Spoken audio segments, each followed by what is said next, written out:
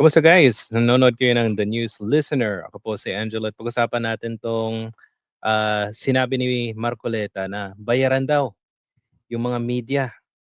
Grabe, karamihan daw ng mga media ay bayaran. Pero guys ni isang impormasyon, wala siyang mailagay, basis, evidence na nagpapatunay na karamihan ng mga media ay bayaran. So unang-una pa lang, doon pa lang, wala nang kwenta, wala nang purpose yung sinabi ni Marcoleta. So ngayon, rumesbak yung Senate media dahil sa pinagsasabi ng tao na ito. Okay? Imagine niyo senador 'yan, Okay? Tapos may outburst, mayroon pa siyang may bala ka pa sa mga media. Kayo na nga ang kina-cover ngayon, okay? Wala nga kayong online stream sa Facebook, sa YouTube, tapos ganito pa yung gagawin ng mokong na ito. So pakinggan natin guys, and nag-sorry pagkatapos ng hearing nila, nag-sorry siya. Ewan ko ba. Sige, pakinggan natin. Members of the Senate Ito. Balik natin. of the issue. Kayo pong mga participants sa media, nakaramihan po sa inyo ay bayaran. Ang sakit, no? Masakit yan, especially sa mga tunay, mga totoong journalists na nagtatrabaho. Kina-cover ng 24 oras yung mga nangyayari sa bansa, especially sa kagagawan ng Cayetano Group. Ngayon, merong statement na inilabas itong Senate media laban sa aligasyon ni Marcoleta. So basahin natin. Members of the Senate media were quick to condemn. Yan. Okay, so kinondemn nila yung Members of the Senate media were quick. So we, the members of the Senate media, condemn in the strongest possible sense the sweeping claim by Senator Marcoleta that many members of the mainstream media are nothing more than paid hacks. Such remarks of the senator during the Thursday Senate Tribune proceeding was not only irresponsible, but a reckless attack on an institution widely acknowledged as essential to any functioning democracy.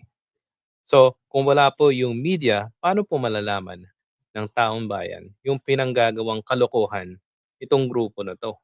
O kung may krimen, o aligasyon, o let's just say, doon sa House, sa Senado, sa Malacanang, kung wala pong media, anong mangyayari? So, bulag ang Pilipino sa katotohanan. Tapos, ganito pa yung sinasabi niya, na bayaran yung mga karamihan ng media.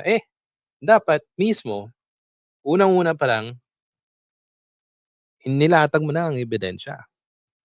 So, kung wala kang ebidensya, definitely, magmumukha kang tanga. At yan ang nangyari kay Marcoleta. Tapos, ngayon, hihingi na siya ng sorry.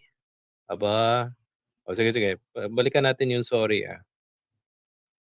Yan, dito, sa kabila, para mas mabilis. Ito. So, magsasorry siya kasi nga, na-criticize siya ng media sige. Salita ng gano'n. I did not mean it.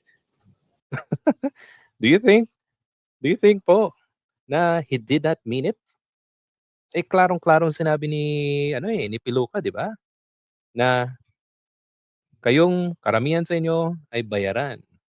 Tapos, I did not mean it. Ano to? Parang ang ginagawa ni Marcoleta, parang binobobo niya yung mga Pilipino na hindi ko po na-mean to, pero sinabi ko na. 'Di ba? Kaya nga sa mga karamihan po ng mga lawyers, lawyer itong si Marcoleta. Sige. Ito po ay dahil sa frustration ko sa nangyari at sa nangyayari pong nakikita ko. Ano bang frustration? Gusto ko po makatulong kayong lahat para yung katotohanan, ang katotohanan lang po importante rito. Mga bayan, Oh, di ba yung katotohanan nandun na eh. Kitang-kita mo sila na nag-cover. Wala ngang stream, live streaming yung Senado. Pero sila, nagla-live stream yung media para sa kanila. Tapos, ginago mo, di ba? Anong katarantaduhan yun?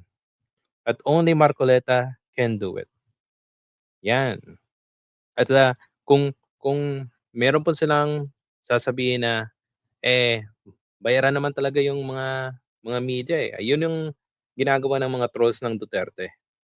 Na they will sow lies sa mga kalaban nila. At ang mga kalaban ng mga Duterte, not only yung si BBM, sino pa, yung mga sa kalaban nila sa House of Representatives, sa Senado, definitely kinakalaban nila yung media. Para nga yung kanilang istasyon na Net25, okay? Ay para mas pakinggan ng mga Pilipino, mas marami silang mauto. At by the way guys, speaking of Net25, si Marcoleta, I think meron siyang coverage sa Net25. Okay. So ito, papakita ko sa inyo para at least dito talaga may kita mo na nag-sorry na siya, pero meron pa siyang banat. At I think hindi lang po yung mga media na sinasabi niyang bayaran. Siguro pati yung sa Iglesia ni Cristo, siguro bayaran din 'yan. Kasi sabi niya karamihan, 'di ba? Pero hindi niya malang mapangalanan. O sige, punta tayo sa kabila. Yan, ito Nanggaano pa dito si Marcoleta. Pakinggan natin. Yeah. Ganun ho ba? So sa kanilang pagtatakip sa katotohanan, yung sinabi ko ng marami sa inyo ay bayaran, binubugbog nila ako ngayon. Ito ang ginagamit nila. Kumaga, nag-sorry na. Meron pang patama. Binubugbog daw. Imbes na yung katwiran ay lumitaw, ginagamit nilang pagtatakip ito. Opo.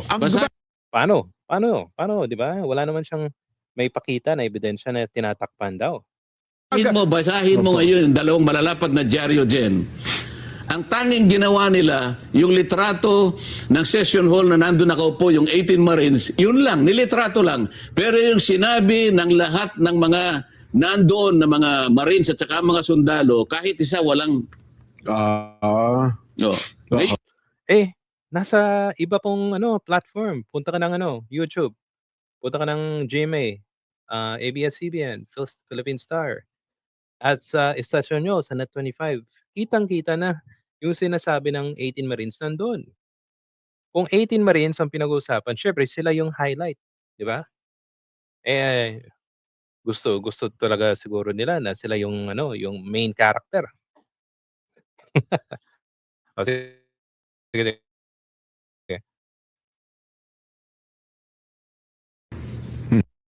Paano?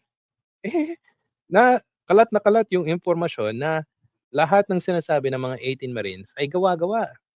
Tapos meron pang impormasyon na yung isa na tumistigo laban kay former Senator Sonny Trillanes na pinadala daw yung pera sa bahay niya. Tapos pinalitan niya na doon sa townhouse. O di ba? Kaya nga bogus, walang kwenta, fake news, tapos propaganda. Yan ang aligasyon o yung nilabas ng 18 Marines. Imbes na 18 Marines, 18 Marites eh. Yan ang tinatawag sa kanila. So, dito pa lang sa video na ito guys, nag-sorry na siya doon sa Blue Ribbon. Tapos parang binawi niya pa, sinisi niya pa na tinatakpan daw ng media yung katotohanan. Parang sana hindi na siya nag-sorry. O kung gano'n man lang yung sasabihin niya, di ba? Okay, well, hindi ko natatapusin to pero kung gusto niyo tapusin, you can watch it. Alright guys? So, salamat po sa panonood. Kung meron kayong komento kay Marcoleta, paki-comment po sa comment section.